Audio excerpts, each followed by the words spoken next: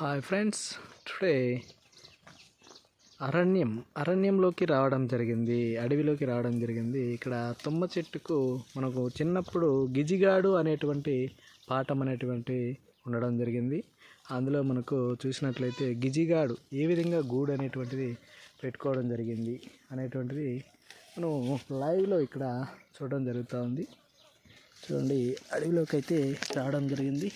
అడవిలో తుమ్మ చెట్టు అనేటువంటిది ఉంది. ఇక్కడ ఆ తుమ్మ చెట్టుకు ఎలా ఇది గూడు అనేటువంటిది పెట్టుకోవడం జరిగింది అటువంటిది మనం ఇక్కడ లైవ్ చూడటం జరుగుతుంది.